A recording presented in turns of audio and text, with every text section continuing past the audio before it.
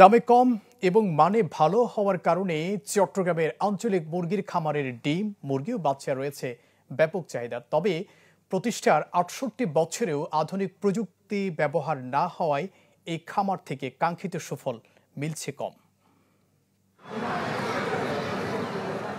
১৯৫৭ সালে চট্টগ্রামের খুলশীর পাহাড়তলিতে ৪.৫ একর জায়গা জুড়ে গড়ে তোলা হয় আঞ্চলিক মুরগির খামার।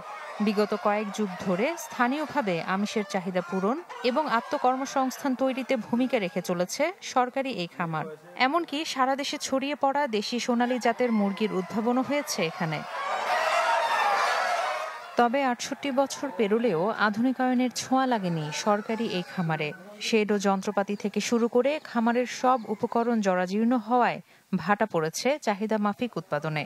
এরপরও কম দামে ভালো মানের ডিম পাওয়ায় ক্রেতা ও উদ্যোক্তারা প্রায় ভিড় জমান এখানে। আমরা এখানে দামেও কম পাচ্ছি, ৮ টাকা করে পিস।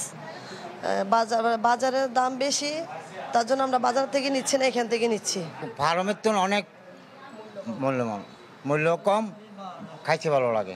সেটার মেশিনে এবং হ্যাচার মেশিনে ডিম বসানো হয়, সেখান থেকে বাচ্চা ফুটলে যারা খামারি আছে বা নতুন উদ্যোক্তা আছে তাদের মাঝে বিতরণ করা হয়। আমাদের বাচ্চা রেট হচ্ছে ১৫ টাকা করে।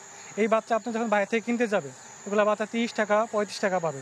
কিন্তু এখানে যে প্রান্তিক মানুষগুলো আসছে, ওনাদের স্বাবলম্বী করাই হচ্ছে আমাদের মূল উদ্দেশ্য। জরাজীর্ণ এই খামারের নানা সীমাবদ্ধতা স্বীকার করে প্রয়োজনীয় সংস্কারের মাধ্যমে উৎপাদন সচল রাখার আশ্বাস দিলেন এই কর্মকর্তা।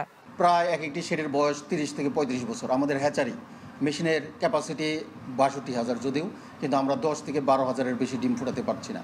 মানে মেশিনটাও প্রায় ৩০ বছরের পুরাতন। কাজে এগুলিকে ওই যুগের সাথে তাল মিলিয়ে আমাদের আধুনিকায়ন করা হয়নি। আমরা প্রস্তাব অলরেডি মন্ত্রণালয়ে প্রেরণ করেছি এবং আমাদের মাননীয় উপদেষ্টা মহোদয় আমাদেরকে কিছুদিন আগে ভিজিট করে গেছেন, উনিও আশ্বস্ত করেছেন। এই খামারে ৩৬টি পদের বিপরীতে ১১টি শূন্য। আগামী ২ বছরের মধ্যে শূন্য হবে আরও ১০টি পদ। এছাড়া প্রায় সময় নষ্ট হয়ে পড়ে থাকে ১৯৯৪ সালে স্থাপিত ইনকিউবেটরটি। ইসরাত এমি, চ্যানেল 24, চট্টগ্রাম।